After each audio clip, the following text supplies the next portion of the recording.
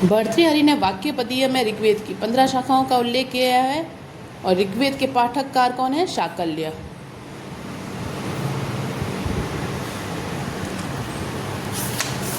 इसके पश्चात ऋग्वेद के जो ब्राह्मण ग्रंथ है, ब्राह्मण ग्रंथ किसको कहते हैं? ब्रह्मम जानाति इति ब्राह्मणः, जो वेद की व्याख्या करते हैं वो ब्राह्मण है।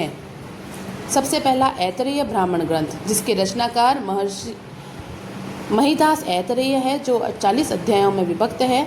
सोमयाग संबंधी अग्निष्टोम अग्निहोत्र इसका प्रधान विषय है। 31 से लेकर 33 तक शून्यशेप आख्यान वर्णित है। ये याद रखना है कि शून्यशेप आख्यान कहाँ से कहाँ तक है? ऐतरेय ब्राह्मण में है और 31 से लेकर 33 तक है। शाखायान कौशिक की यह 30 अध्यायों में विभक्त है। अग्न्याधान, अग्निहोत्र, दर्श पौर्णमास, चातुर्मास इष्टियों का इसमें वर्णन है। फिर उपनिषद, उपसर्ग नि उपसर्ग शद्रली सद धातु, जिसका अर्थ है विसरण, नाश, गति, प्राप्त, अवसाधन, शिथिलीकरण। यहाँ पर गति अर्थ में इस धातु का प्रयोग हुआ है।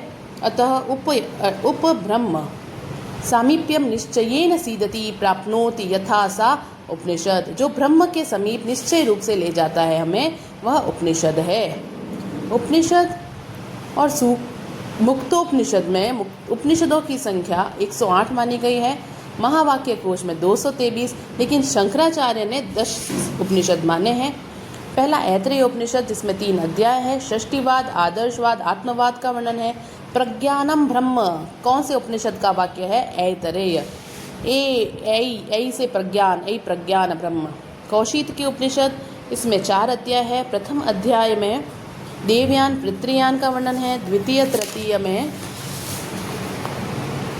दार्शनिक सिद्धांतों का वर्णन है। चतुर्थ अध्याय में बाल्की और अजातशत्रु का आख्यान का वर्णन है। इति श्री।